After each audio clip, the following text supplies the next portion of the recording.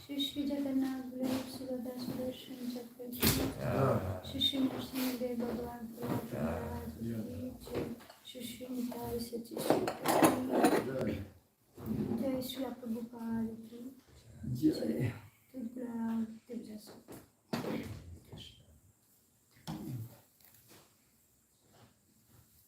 Do we read the translation of the song? As you want. Yeah. But it's not in the screen, so I'll just read it. Please read it. Yeah. So what? It's O Radhe, O beloved of Madhava, O you who are worshipped by all the young girls of Gokula, all glories unto you, all glories unto you. O you who dress yourself in such a way as to increase Lord Damodara's love and attachment for you. O Queen of Lord Hari's pleasure grove, Vrindavan, which is pleasure grove of Lord Hari. O new moon, who arisen from the ocean of King Vrishavanu. O friend of Lalita, O you who make Vishaka loyal to you due to your wonderful qualities of friendliness, kindness, and faithfulness to Krishna. O you who are filled with compassion, O you whose divine characteristics are described by the great saints Sanaka and Sanatana. O most merciful Radha, please be merciful to me.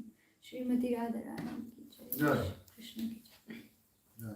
Om Jnanatimirandasya Jnananjana Chakshurunmilitam Yena Tasmai Shri Gurave Namaha Shri Chaitanya Manovishtam Ishtapitam Yena Bhutale Swayam Rupa Kadamayam Padam Tikam Bandeham Shri Guru Shri Yuta Padakamalam Shri Guru Vaishnavam Shri Rupam Sagrajatam Sagana Lita Shri Sakam Vitam Scha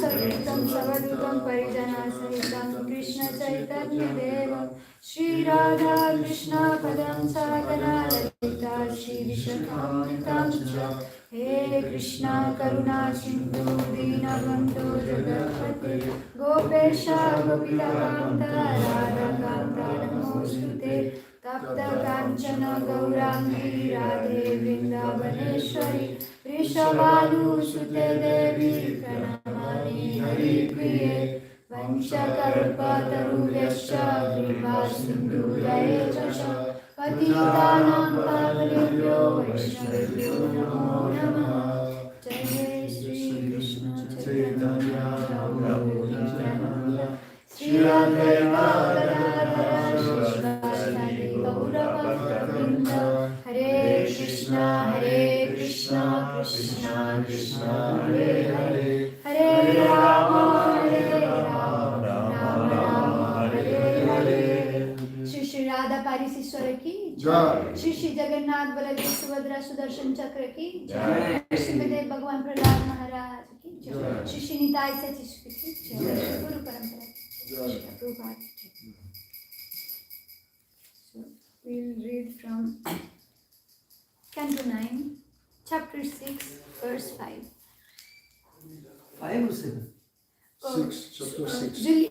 Mais si tout le monde parle anglais, est-ce que je vais quand même en français? C'était en fait parce que Jennifer était là, mais elle n'est pas là. Pour moi, c'est... Je pense que je suis plus à l'aise en anglais, mais je peux... C'est dans l'anglais, vous êtes le plus à l'aise. Je peux faire les deux, c'est juste que quand elle vient, je switchera en français. Je vous donne en anglais alors. Okay, so now I will do in English. If she comes, we'll see. Okay. Verse 5. Oh, you have to recite the invocation. Narayanam. No, Om Namo. Thank you so much. Om Namo Bhagavate Vasudevaya. Om Namo Bhagavate Vasudevaya.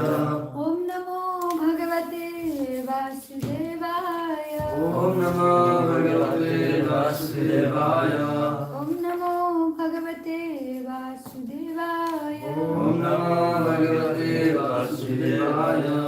Narayanam Namaskritya Naram Chaiva Narottamam Devim Saraswatim Vyasam Tato Jayamudiraye नस्तापेषु अवज्रेषु नित्यं भागवत सेवया भगवती उत्तमश्लोके भक्तिर्भवति नैष्ठिकी हरे Krishna Krishna Krishna Hare Hare Hare Ram Ram Hare Hare. Text 5. Tesam purastad avvan aryavrate niripa panchabhimstatihi paschascha trayo madde parinayataha. We'll recite together 7. Verse 6. Sa ekadastaka shradde iksvaku sutam adisat mam samaniyatam medyam vikukshe gacchamachiram. Text 7. You can give the translation in English as well. Okay. We Translation. don't understand Sanskrit. Not yet. Not yet. Translation. Yeah, I was gonna do, but after, but Okay. it's like I will do now. Translation by Sri Bhakti Vedanta Swami Srila Prabhupada ki jai. Verse 5. Of 100 sons, of the 100 sons, 25 became kings in the western side of Aryavrata, a place between the Himalaya and Vindhya mountains. Another 25 sons became kings in the east of Aryavrata, and the 3 principal sons became kings in the middle. The other sons became kings in various other places. Translation for verse 6.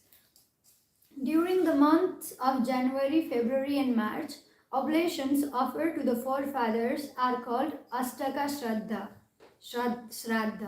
The Shraddha ceremony is held during the dark fortnight of the month. When Maharaj Ikshvaku was performing his oblations in this ceremony, he ordered his son Bikuksi to go immediately to the forest to bring some pure flesh. Text 7. So we'll recite this together. Tathati savanam gatva margan hadva kriya harnan Sranto bubukshito viraha Sasam chadada pasmritihi Tatayati shavanam gatva Mrigan hadva kriyahanam Sranto bubukshito viraha Sasam chadada pasmriti Tateti savanam gatva Margan hadva kriyarharnan Sranto bubukshito viraha Sasam chadada pasmriti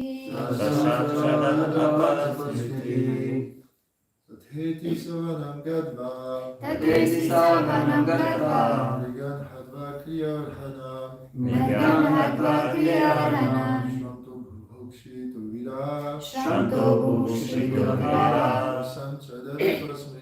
Sasam chadada pasmriti Tateti savanam gatva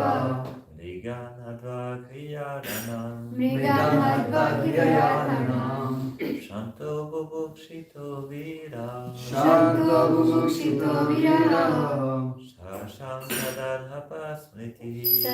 chadada pasmriti Tateti savanam gadva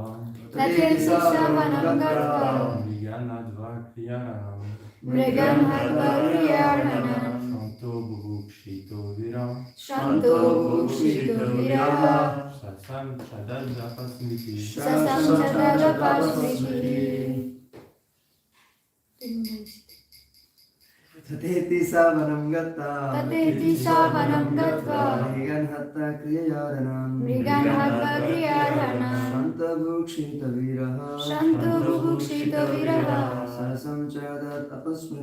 Sasam chadada pasmritihi. Translation by Bhaktivedanta Swami Srila Prabhupada. Jai. Therefore, thereafter, Ikshvaku's son, Vikuksi, went to the forest and killed many animals suitable for being offered as oblations. But when fatigued and hungry, he became forgetful and ate a rabbit he had killed. Purport by Bhaktivedanta Swami Srila Prabhupada ki jai. It is evident that Kshatriyas killed animals in the forest because the flesh of the animals was suitable to be offered at a particular type of yajna. Offering oblations to the forefathers in the ceremony known as Shraddha is also a kind of yajna. In this yajna, flesh obtained from the forest by hunting could be offered. However, in the present age, Kali Yuga, this kind of offering is forbidden. Quoting from the Brahma Vaivarta Purana, Sri Chaitanya Mahaprabhu said, Asvamedam Gavalam Vam Sanyasam Palapaitrakam Devarena Sutotpattim Kalau Pancha Vivarjayat. In this age of Kali, 5 acts are forbidden. The offering of a horse in a sacrifice, the offering of a cow in sacrifice, the acceptance of the order of the sannyasa, the offering of oblations of flesh to the forefathers, and a man's begetting children in his brother's wife. The word Pala Paitrakam refers to an offering of flesh in oblations to forefathers. Formerly, such an offering was allowed, but in this age it is forbidden. In this age, Kali Yuga, everyone is expert in hunting animals, but most of the people are Sudras, not Kshatriyas. According to Vedic injunctions, however, only Kshatriyas are allowed to hunt, whereas Sudras are allowed to eat flesh after offering goats or other insignificant animals before the deity of goddess Kali or similar demigods.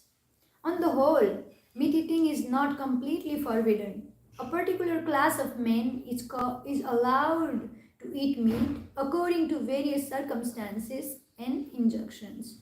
As far as eating beef is concerned, however, it is strictly prohibited to everyone. Thus, in Bhagavad Gita, Krishna personally speaks of Gorakshyam, cow protection. Meat eaters, according to their different positions in the direction of the Shastra, are allowed to eat flesh, but never the flesh of cows. Cows must be given all protection. Very interesting purport. Just I will start from reciting a context. We are also in Bhagavad Gita. We have seen this Ikshvaku name coming. Maybe it's in 4th chapter. It says that Krishna gave this knowledge first to the sun god, and then he gave to Manu. And who is Manu? What is the relationship between the sun god and Manu, and here Ikshvaku and Vikuksi? So sun god is the dieu du soleil, sun god. He got the son Manu, and Manu while he was sneezing, he got Ikshvaku. Manu is like where we are in actual Vaivai Siddhamanu, Vaivai Siddhamanu, that actual Manu of our ancestor, our ancestor, forefather of this actual human race. And so Ikshvaku was begotten by Manu while he was sneezing, so he came out of nostril. And Ikshvaku, after Ikshvaku, he got the son Vikukshi. Who was Ikshvaku? He was the first royal, he was the first king in the solar dynasty, because he was a lineage of the solar dynasty. We see later on also Ramachandra was born in that same dynasty, Surya Vamsa. And here it's described he had 100 sons, and out of 100 sons, principal sons are recited here. Which one of them was Vikukshi, and Ikshvaku's ordered Vikukshi to go and bring some flesh for yajna and offering and oblations for Shraddha. It's very common in India, Bangladesh, I believe, also Nepal. Like when our ancestors leave their body, after immediately we start giving oblations from the 13th days, and it's regularly maintained by the children of that person, or if there are not children, even sometimes we have seen that grandchildren also continue. Because this is here we can know from this it's come in the category of karma kanda. Because devotional service is different from this karma kanda activities, all these yajnas. These yajnas are not directly meant to please Krishna, because yajna is like, obviously it's for the pleasure of Vishnu, but still there is this how to say, this mindset behind that it's for the forefathers, and they believe, especially Hindus, if you please forefathers, they will bless you with a lot of material wealth and nothing, you will not face any obstacles. Normally it's believed, and they say if they are not pleased by your offerings and by your sacrifice, you may have obstacles in your life, in your material life. So it's we can see from here a part of the karma kanda, but still it's not in the higher platform. As a practitioner, devotees, practitioner sadhakas, we try to understand what is karma kanda and go beyond what is good and what is right morally, but go beyond like what is ultimately pleasing to Krishna, like Rupa Goswami said. What we should do, what our as a sadhaka, what is our goal is not it's morally right or wrong. We do whatever allows us to go closer to Krishna, and we even morally something may be accepted, even in Vedic quotes, but we will not accept it, because if that doesn't help our spiritual path, if that doesn't make us advance and go closer to Krishna. There may be so many things we can, and it can be different for everyone. For some people, austerity of some kind of thing may help in advance in Krishna consciousness. For example, someone who maybe sleeps a lot, and someone, like, let's compare, someone who likes to sleep a lot and someone who doesn't like to sleep at all. And at that time, for both of this person, the austerity will be different, right? And in that case, the another person who doesn't sleep will try to be austere by trying to sleep at like minimum hours. So it will help in his devotional progress. And the other person who sleeps a lot, what will be the austerity for the other person? Not to sleep too much, so it doesn't hamper his devotional service. So the austerity is different according to the views of Vaishnavas, and we accept what will help us to advance towards Krishna. But if we follow the Vedic injunctions, there are so many rules and regulations given. And I believe it's like so difficult to follow everything perfectly in this Kali Yuga. It's like not at all possible. There are so thousands and thousands of rules. You have to be so careful. And if you become little bit if there is little bit deviation, the consequences will be very harsh. Can be very, very harsh. This is when karma kanda is concerned. Here we have seen this is especially this part. This verse is the purport. It's we see most of the things which are from the Vedic injunctions, Vedic instruction. Our Vedas contains different instruction for different level of people according to their level of consciousness. Not everyone is in the same level, and so they gradually go towards Krishna. So they gradually advance in their spiritual path. So many different rules and regulations are given in our Vedas. So here Srila Prabhupada commented, some kind of persons are accepted, allowed to eat meat.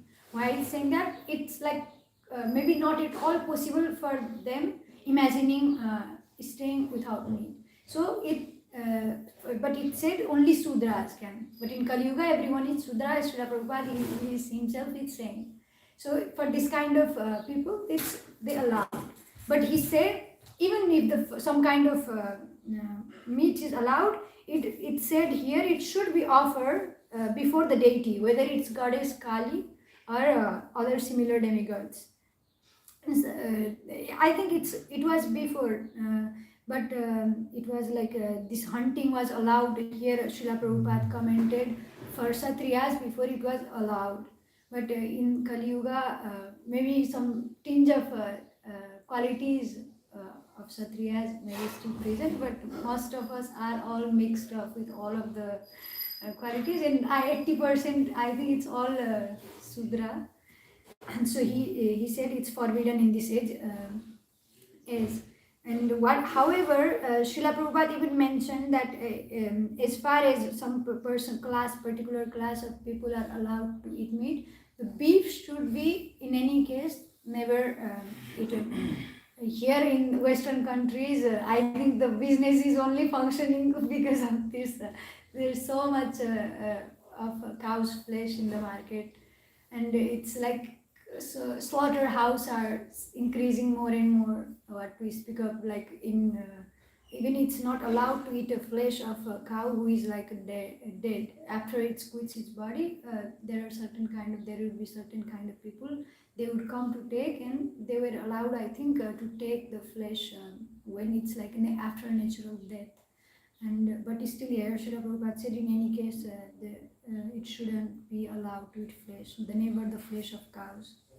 Because why? Cows are so dear to Krishna. There is the verse we recite while offering food. Namo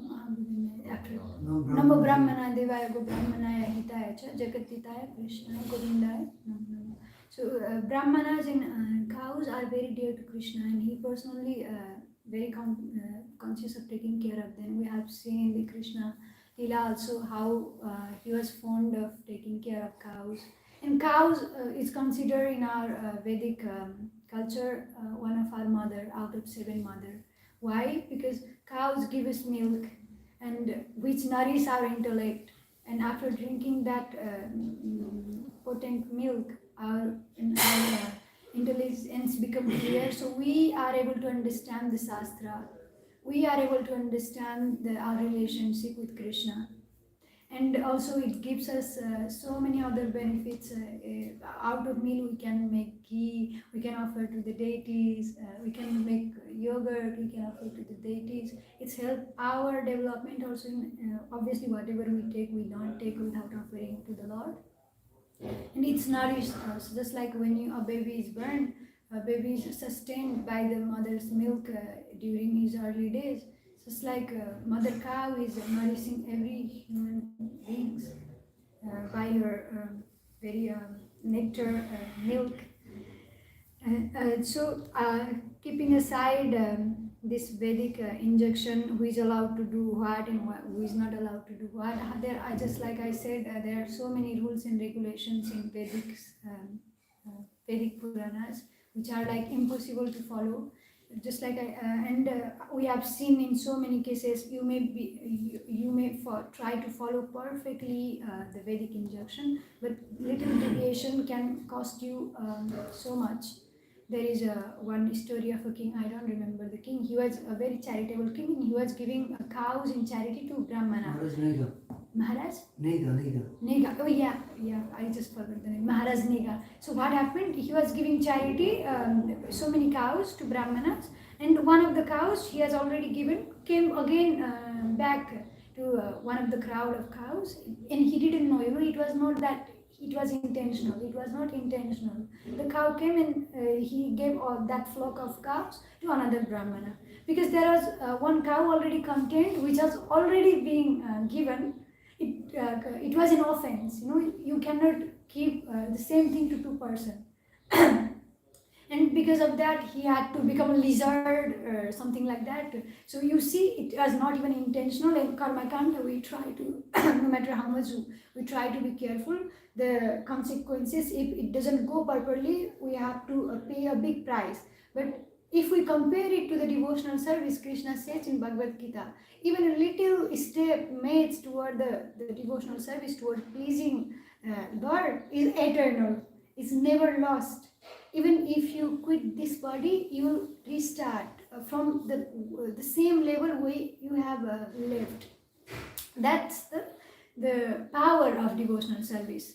Karma kanda, little defects, you pay a big price, and it's very hard. Devotional service, you don't care about any other rules and regulations, just what is pleasing to Krishna, what is pleasing to the representatives of Krishna. Who are the representatives of Krishna? Our spiritual master, our Guru Parampara, those who are sincerely trying to follow Krishna's instruction on all the sincere devotees. And if we try to please them, maybe we may do it imperfectly. It's obvious that we are not perfect in our in whatever we take, any whatever actions it is. We don't chant Sanskrit properly. If we try to compare it with Karma Kanda's views, Vedic views, if you don't chant purely, you will not gain any fruits. You have to chant purely. There are Brahmanas who try to recite the verses so perfectly. So they also say that if you chant improperly, you, instead of getting good benefits, you will receive bad bad results. But here, when it's related, when it's done in that point of view of devotional service, it doesn't matter what Krishna accepts, not our external acquisitions or expertise, but intentions behind and in which mood we are trying to offer it to him. We have these examples come again and again, whether it's be an offering of food to the Lord. Does he prefer that we give him opulence food? Obviously, if we have the capacity to do it, we can do it for the pleasure of the Lord. But it's not just that opulent, I want to make a show that I can give so much things, I am rich. He will not take it. He's a Bhavagrahi Janardana. So what intentions we are putting behind that offering, whether it be cleaning a temple, cleaning a toilet, cleaning a pots, doing gardens, it's all about in which intentions I want to offer to Krishna. There is this story of Duryodhana and Vidura. Duryodhana called Krishna for a feast. He wanted to make Krishna in his side by offering so many opulence, 56, he prepared 56 bhoga preparations, and he prepared so many dancers, he organized opulent feast.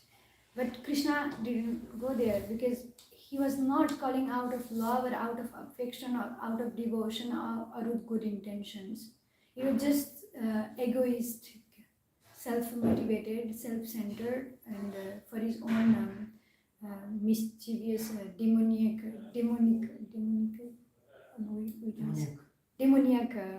propensities, demoniac reasons. And he didn't go. Where he went, Krishna, he went to the heart, very simple heart of the Vidura. And at that time, even Vidura was not at the heart, just only his Vidurani, his wife was there, and they were living very simply. Very simply. At some point, they didn't even have proper food to eat.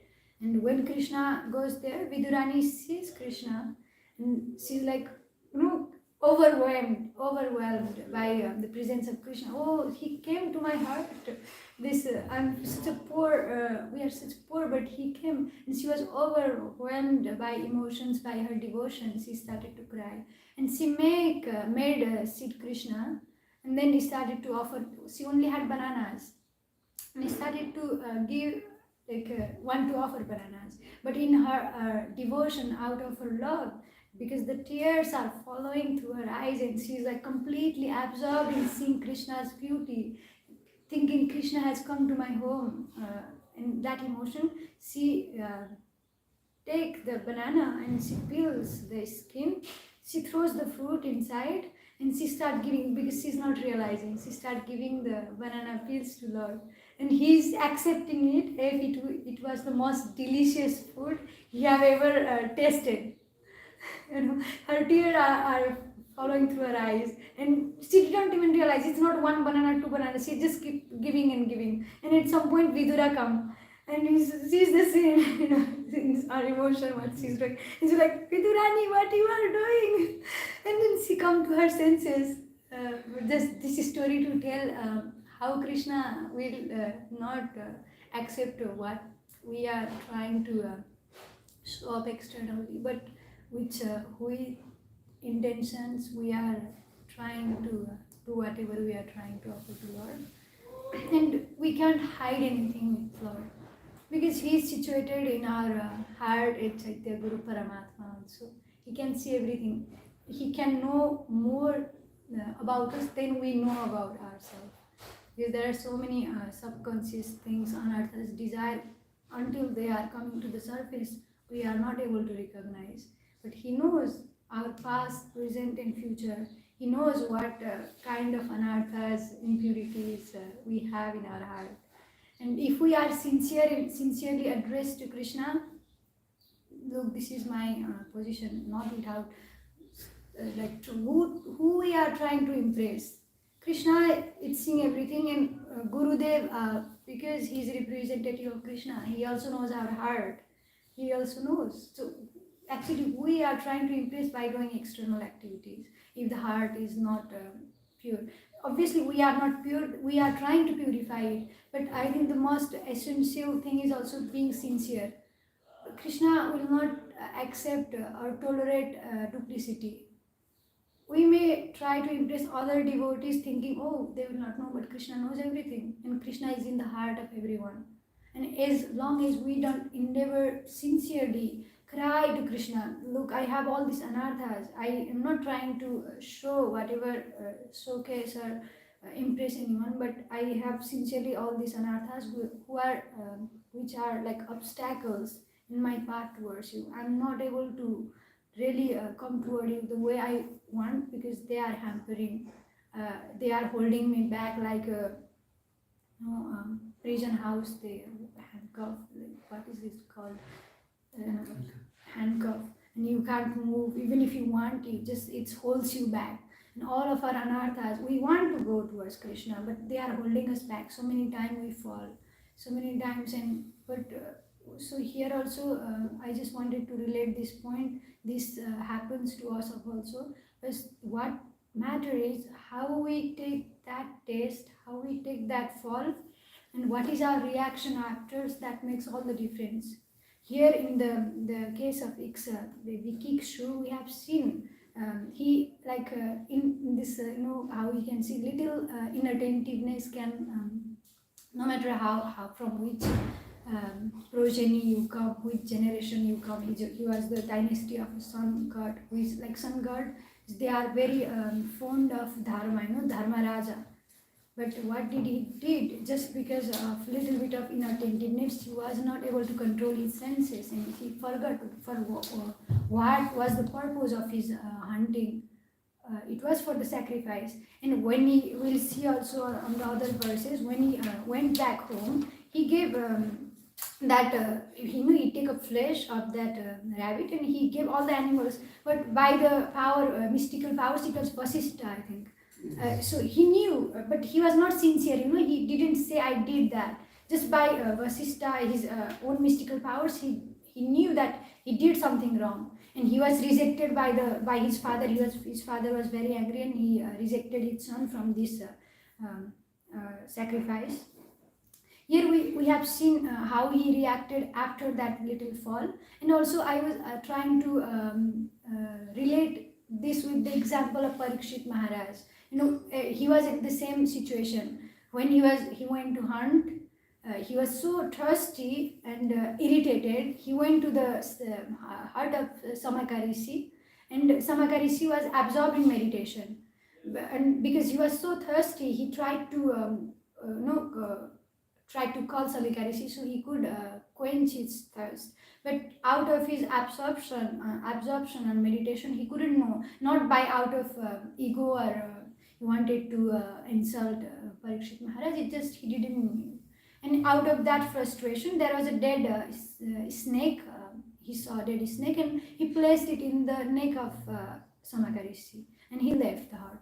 But Samakarishi was not even offended. It's just his son, who got to know that what happened, and he cursed Parikshit Maharaj. You will die by Takshak,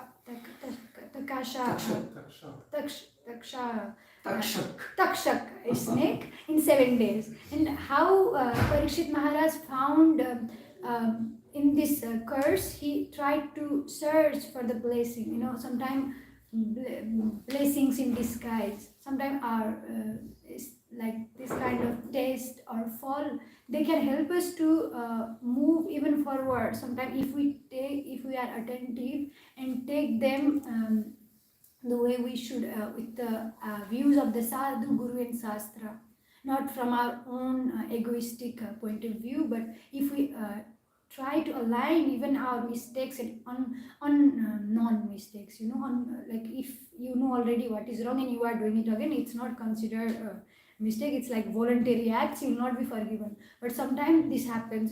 We are conditioned as a human and we are bound to fail. But how we take that fall and how we to whom we turn after to repent, it makes a lot of difference. In the case of Parikshit Maharaj, he turned towards God and he took as an opportunity to develop his devotion to Krishna. For that 7 days, without eating, sleeping, he just started to hearing from Sukadev Goswami Srimad Bhagavatam. It was also not to go in the details, but of Leela of the Lord to give us Srimad Bhagavatam from that pastime. You know, he puts sometime in such circumstances his devotees, something greater will come out for the whole humanity.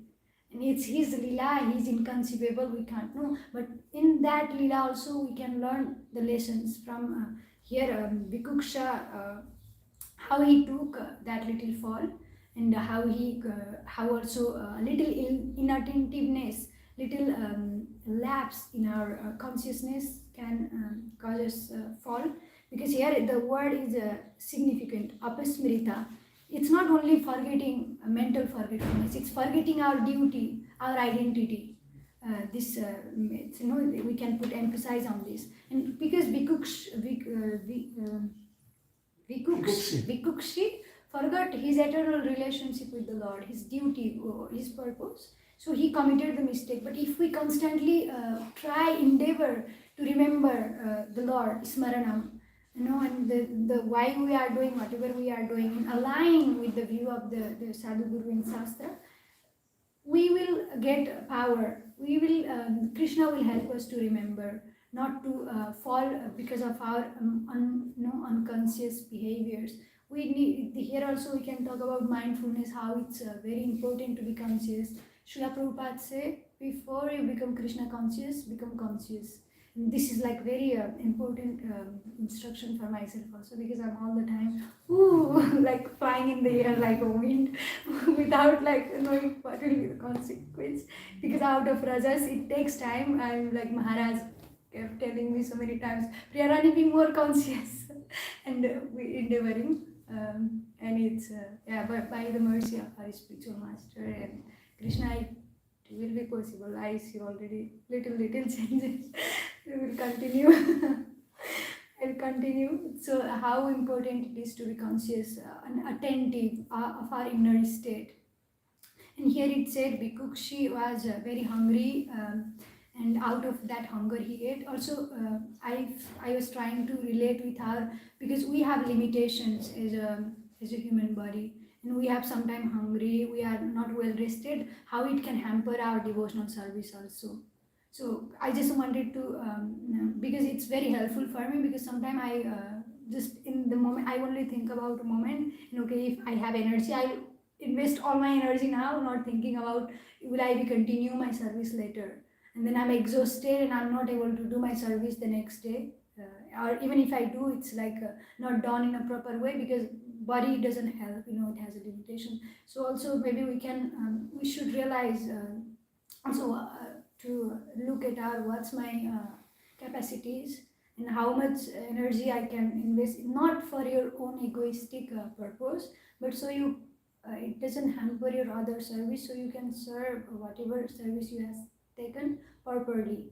If our body is not well rested, if our mind is not well rested, in psychology they call it cognitive vulnerability.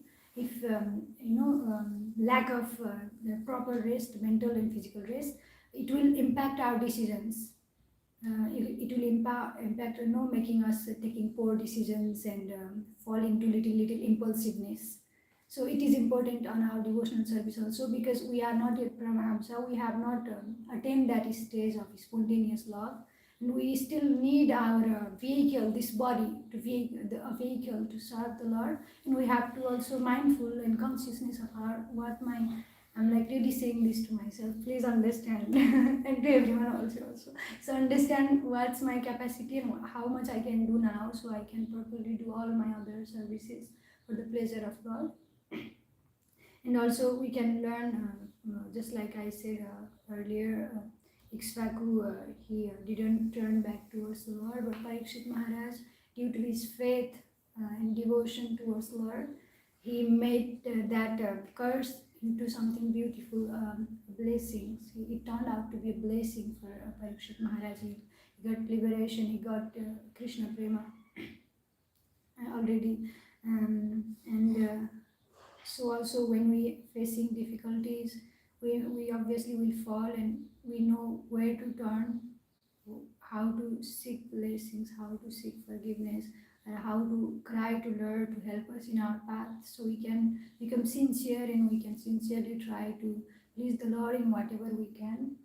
So this is the lessons I really wanted to, which made me reflect today through this verse.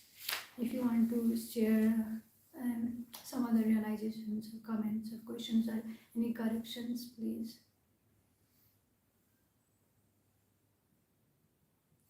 I'm here listening.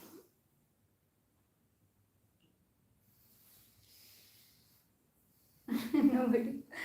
No correction. No comments. No question.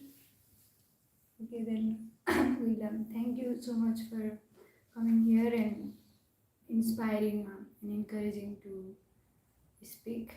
And sometimes it's not that you are speaking because you know or you have realized. Sometimes we just need to speak because by speaking these words of the Shastra of our senior devotees of our spiritual master, it has a purifying effect on ourselves. When we are repeating it, not just only to those who are here to who sit to hear the class, but also to yourself.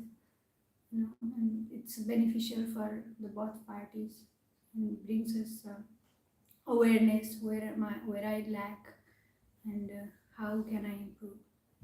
Thank you very much. Srimad Bhagavatam ki jai. Shri Prabhupada ki jai.